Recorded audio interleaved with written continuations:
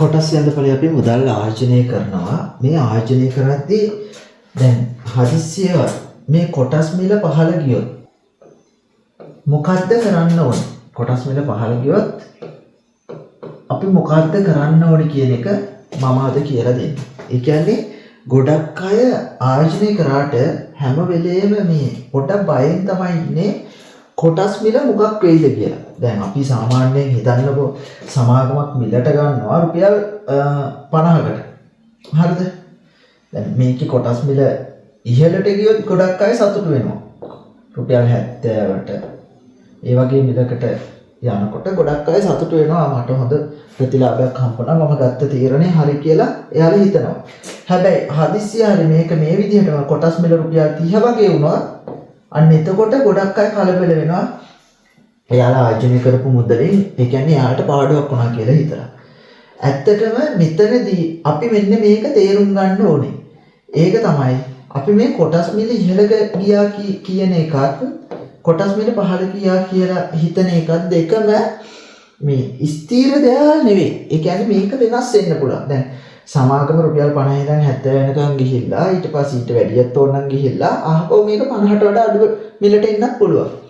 ඒ වගේම තමයි රුපියල් 30ට අඩු වෙච්ච එක සමහරට රුපියල් 100 පන්නලා යන්නත් පුළුවන්. ඉතින් ඕගොල්ලෝ මෙන්න මේක තේරුම් ගන්න ඕනේ මුලින් මේ කොටස් මිල ඉහළ යනවා පහළ යනවා කියන එක. ඒ කියන්නේ හැමදාම එහෙම තියෙන්නේ නැහැ කියන එක. වෙනස් වෙනවා. එතකොට පළවෙනියටම මිලදී ගත්ත සමාගමක කොටස් මිල පහළ ගියොත් කලබල වෙන්න එපා. කලබල නොවි බලන්න ඇත්තට මේ කොටස් මිල පහළ ගිහින් තියෙන්නේ මොකක්ද හේතුව? සමාගමේ අවුලක්ද? එහෙම නැත්නම් රටේ ඒ වෙලාවේ තියෙන තත්ත්වය නිසාද?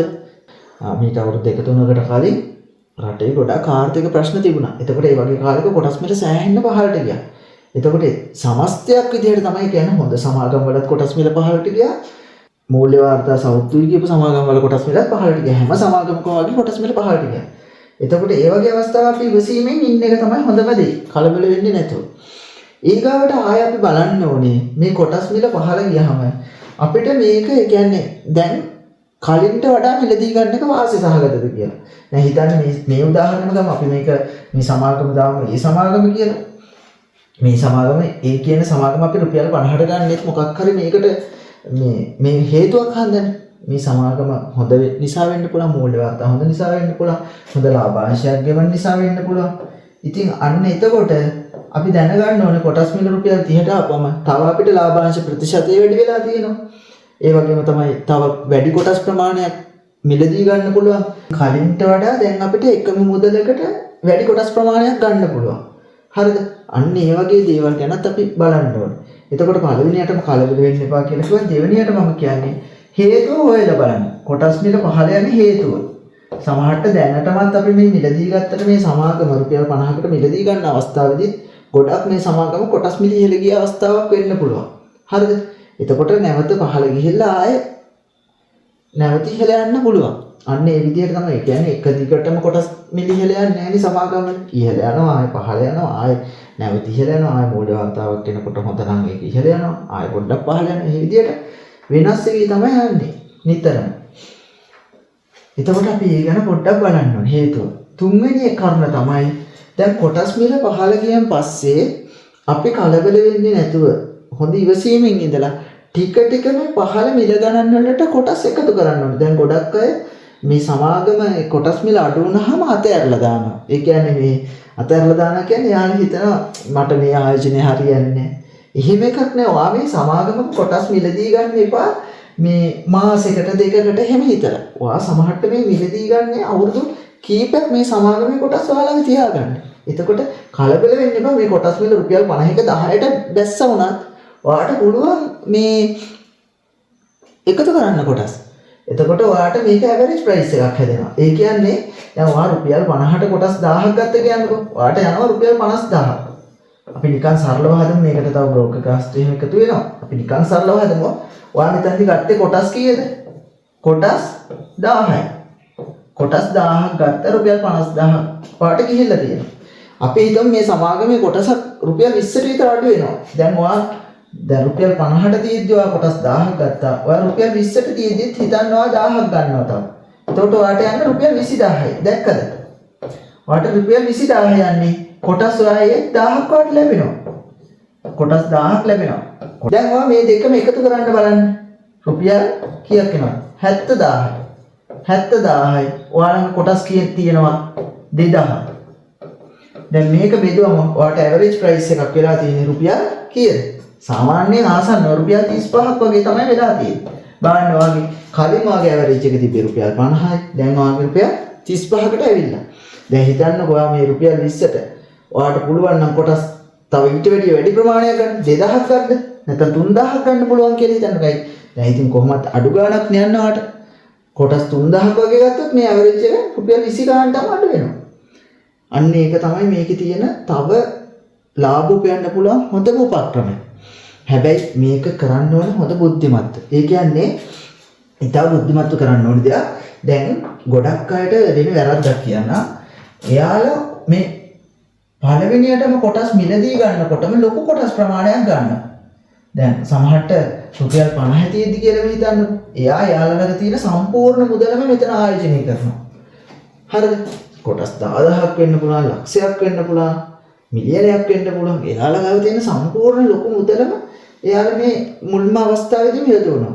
එතකොට එයාට කොටස් මිල පහළෙද්දි ගොඩක් කලබල වෙනවා. ඇයි එයාට ඇවරේජ් ගන්න අතේ සල්ලි නැහැ. එතකොට අපි කරන්න ඕනේ කොටස් කලබල නැතුව ටික ටික එකතු කරන්න. මොකටද කලබලයක්? ඕගොල්ලන්ට අනිවාර්යයෙන්ම ගුණාකාර ප්‍රතිලාභයක් ගන්න පුළුවන් මේ හොඳ සමාගම් වලින්. ඊට අමතරව මේ ලාභාංශ හම්බ වෙනවා. දැන් තව දෙයක් කියන්නම්කො මේ. දැන් ඔයා හිතන්නේ මේ රුපියල් 50ට වාට හම්බුනේ ලාභාංශ රුපියල් 2ක් කියලා. රුපියල් 50ට තියෙද්දි කොටසකින් වාට ලාභාංශ රුපියල් 2යි. සමාගමේ කිසිම අවුලක් නැතුව මේ සමාගම රුපියල් 20ට වැස්සනම් ඔයාට මෙතනදී හම්බුන ලාභාංශම මේ අවස්ථාවේදී හම්බෙද්දි ඔයාට ලාභාංශ හම්බෙලා තියෙනවා රුපියල් 2ක්. හැබැයි ඔයාට 100%ක් ලාභාංශයෙන් හැදෙනවා පේනවාද?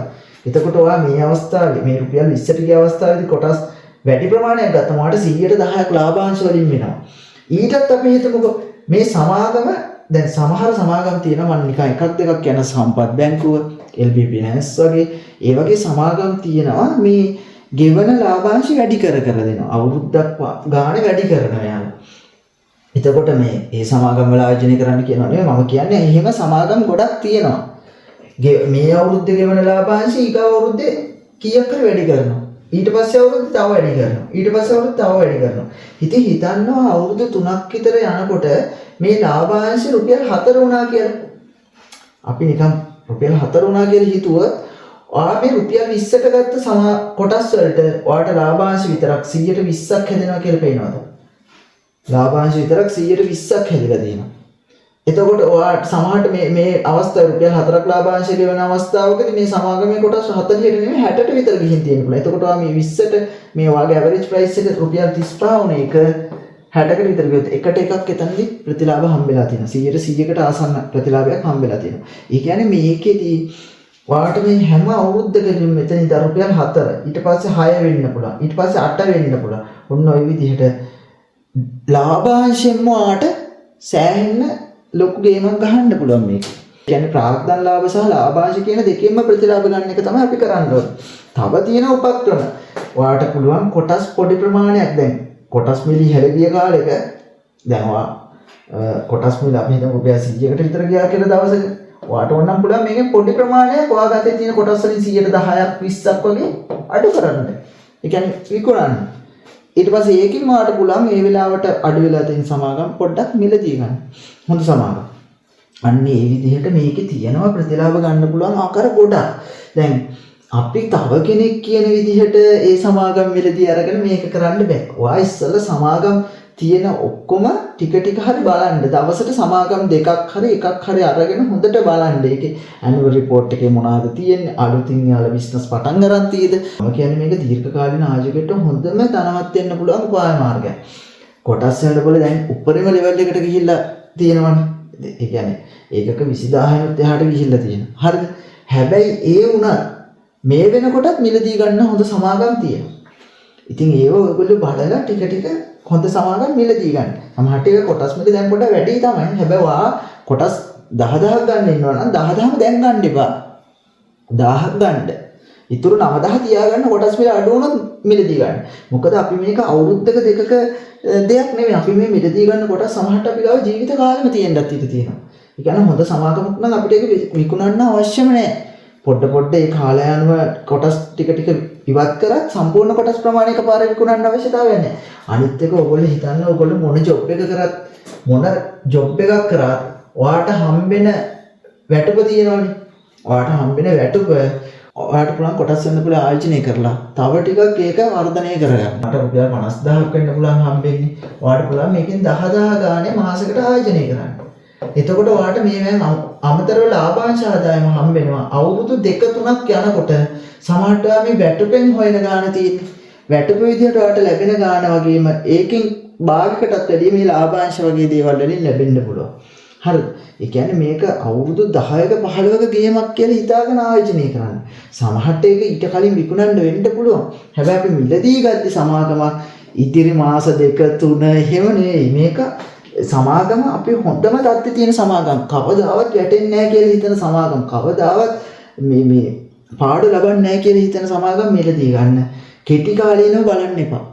ගොඩාක් ලාභ මිලකට මිලදී ගන්න. ඒක හිතන්න රුපියල් 25කට තියෙන සමාගමක් රුපියල් 100කට යනවා කවදා හරි. ඔයාට හිතෙනවා අපරාධ මේ සමාගම දැන් රුපියල් 100 වෙලානේ. මේක මට ගන්න තිබ්බනේ කියලා. හරිද? හිතෙනවා. හැබැයි මේ සමාගමේම ආය කොටස් මිල රුපියල් දවසක එන්න පුළුවන් 40ට 30ට වගේ. එතකොට හිතෙනවා අයියෝ මේ සමාගම වැඩන්නේ එහෙම. ඒ කියන්නේ ඕගොල්ලෝ කීයටවත් අතාරින්න එපා මේ අඩු මිලට එන සමාගම. කොටස් 1000ක් කරේ අරන් දාන්න කියලා මම කියන්නේ. ඒ කියන්නේ එතනට යන්නේ රුපියල් 40000 30000 වෙන්න පුළුවන්. හැබැයි මේක ආයෙ ගියොත් කියන්නේ මේ හොඳ සමාගමක් නම් තමයි මේක මේ කියන්නේ මූල්‍ය වාර්තා එහෙම බලලා තීරණය කරන්න ඕනේ. දැන් මේ 100 මෙහෙම වෙනවා. ඒ කියන්නේ රුපියල් 25ක 100ට ගිහිල්ලා ආයේ වගේ එන්න පුළුවන්. හැබැයි මේ අඩු මිලට ආව වෙලාවේ ඒ සමාගම හොඳ නම් කොටස් කීපයක් කරේ අරන් දාන්න. කොටස් 200ක් ආතේ තියෙන කොටස් 100ක් ගන්න සල්ලිනේ 100ක් කරේ අරන්. හැබැයි ඔයා මේක ආයේ යනකොට ආයේ ඉහළ යන කාලෙක ඔයා අනිවාර්යයෙන්ම මේ සමාගම ගුණාකාර ප්‍රතිලාභයක් ගන්න පුළුවන් වෙයි. ඒ කියන්නේ අර මම කියන්නේ කොටස් මිල ඉහළ ගිය කාලෙක ඔයාලට සමාගමක් හොඳයි කියලා හිතෙනවනේ. ඊට වඩා හොඳ නැද්ද මේ කොටස් මිල පහළ ගියාම ඒක මිලදී ගන්න එක. මූල්‍ය වාර්තාවල ගැටලුවක් නැත්තම් අනිවාර්යෙන් හොඳයිනේ. ඉතින් අර අපි ඒක හිතන්නේ අපි හැම වෙලේම හිතන්නේ අර ඉහළ යන සමාගම් ගැන විතරයි. ඉතින් පහළ ගියේ සමාගමක් මිලදී අරගෙන ඒක ටික කාලයක් තියාගෙන ඒකෙන් ගුණාකාර ප්‍රතිලාභයක් ගන්න හිතන්නේ හොඳ සමාගම් තියෙනවා ඉල්ලුමක් ආවොත් විතරයි සමහර ඒවා පස්සේ යන්නේ. එතකොටම ඒකේ ප්‍රතිලාභය ලැබිලා ඉවරයි ආයෝජකයන්ට. ඉතින් ඕගොල්ලෝ ඒ ගැන හිතන්න කලබල වෙන්න එපා. කොටස් මිල පහළ ගියා කියලා කීයටවත් කලබල වෙන්න එපා. හොඳ ලාභාංශ තියෙන කොටස් තෝරගන්න. එතකොට ලාභාංශ ප්‍රතිශතය වැඩි වෙනවා. පහළ යන්න හොඳයි. මූල්‍ය වර්තාවල ගැටලුවක් නැත්තම් පහළ යන්න මිලදී ගන්න සුදුසුයි. ඊට පස්සේ ඒ සමාගමේ මොන හරි ගැටලුවක් තියෙදි කියලා කලබල නැතුව බලන්න. ආයෝජනය කරද්දී මේ කොටස් මිල පහළ ගියා කියන එක ලොකුවට හිතන්න ඕනේ දෙයක් නෙවෙයි. ඒක ඒ කියන්නේ අපි කෙටි කාලින විකුණුවොත් තමයි අපිට ඒක අවුලක් වෙන්නේ. මේ කොටස් මිල පහළ ගිහලා පෝර්ට්ෆෝලියෝ එකේ පොඩි පාඩුවක් තිබ්බ කියලා ඒක ගණන් ගත යුතු තත්ත්වයක් නෙවෙයි. හැබැයි අපි ආයෝජනය කරලා තියෙන මුදල අනිවාර්යෙන් සැලකිලිමත් වෙන්න ඕනේ. කියන්නේ අපි අපේ සම්පූර්ණ වත්කම රුපියල් මිලියනයක් නම් නිකන් අපි හිතමුකෝ. අපේ සම්පූර්ණ වත්කමත් එක්ක තමයි මේක වෙන්නේ. අපි සම්පූර්ණ වත්කම රුපියල් මිලියනයක් කියලා හිතුවොත් මිලියනේම ඒ කියන්නේ වාතයේ තියෙන සම්පූර්ණ මුදලම රුපියල් ලක්ෂ 10ක් නම් මේ රුපියල් ලක්ෂ 10ම මේ කොටස් වෙනද පොලේ ආයෝජනය කරන්න එපා එකපාර. ඔයා මේකෙන් ලක්ෂයක් විතර ආයෝජනය කරලා බලන්න. ඒකත් සමාගම් 2-3ක හො කිහිප එක ආයෝජනය කරන්න. ඒ විදිහට ඔයා ටික ටික මේක මේ ආයෝජනය කරන්න. ඒ අවස්ථාවේ තියෙන හොඳ සමාගම් කියලා හිතෙන සමාගම් ටික ආයෝජනය කරන්න අවුරුද්දක් එකමාරක් වගේ කාලය අරගෙන හොඳට කලබල නැතුව සමාගම් වල කොටස් මිල දිහා බලලා ඒ සමාගම් වල මූල්‍ය වර්තා දිහා බලලා හොඳ සමාගම් තෝරගෙන ආයෝජනය කරන්න. එතකොට මේවෙන් ලාභාංශ ලැබෙන ඒවා නැවත ආයෝජනය කරන්න. ඒ ලැබෙන ඒ ගන්න කොටස් වලට නැවත ලාභාංශ ලැබෙන ඒවා නැවත ආයෝජනය කරන්න. ඔයාලට අවුරුදු 5ක් යන්න කලින් මේකේ ගුණාකාර ප්‍රතිලාභ ලැබෙන්න පටන් ගන්නවා. ඉතින් මේක මේ අපි හිතලා කරොත් හොඳ බුද්ධිමත්ම කරන්න පුළුවන් ආයෝජනය. මොකද ලෝකේ ධනවත්ම ආයෝජකයෝ බැලුවොත් ලෝකේ ධනවත්ම ව්‍යාපාරිකයෝ ධනවත්ම ලංකාවේ ඉන්න ව්‍යාපාරිකයෝ බැලුවොත් ඔක්කොම මේ කොටස් වෙනදපොලත් එක්ක සම්බන්ධ වෙලා එයාලගේ ආයෝජන කරගෙන යන අය. එයාලගේ සමාගමක් හරි කොටස් වෙනදපොලේ තියෙනවා. ඉතින් ඔයාලට ඒක බැරි වෙන්නේ නැහැ. ඉගෙන ගන්න පොඩි කාලයක් වැය කරන්න. ඒක මුදල් ගෙවලා හෝ නැතුව හෝ ඔයාලා ඒක කරන්න. ඉතින් ඔයාලට ඒක බැරි වෙන දෙයක් නෙවෙයි. කොටස් මිල පහළ ගියා කියලා ලොකුවට කලබල වෙන්න එපා. කලබල වෙන්නේ නැතුව ඔයා බුද්ධිමත්ව හිතලා ඒකේ ටික ටික ඒක ඉගෙන ගන්න. ඉගෙනගෙන ඒක ඒ පාඩුව මැකෙන විදිහට ආයෝජනය කරන්න. පාඩු වුණාම ඒ කියන්නේ පහළටම ගියාම විකුණලා පාඩු කරගන්න එපා. ඒක කොහොම හරි එක්ක ඇවරේජ් කරන්න. එහෙම නැත්නම් ලාභාංශ දෙන සමාගම් තෝරගෙන ඒ ලාභාංශ ලැබෙන විදිහට ඒව අරගෙන ආයෝජනය කරලා ඒ විදිහට ඒක පාඩුව කළමනාකරණය කරගන්න ඔයාලට පුළුවන්. ඉතින් මම මෙතන එක එක ගණන් අරගෙන දේවල් ටිකක් කියලා දුන්නා. මම හිතන්නේ ඔයාලට තේරෙන්නේ නැති මේ දේවල්. ඉතින් මොන හරි ගැටලුවක් තියෙනවා නම් කමෙන්ට් එකක් දාන්න. මම පුළුවන් විදිහට ඒ දේවල් කියලා දෙන්න බලන්න.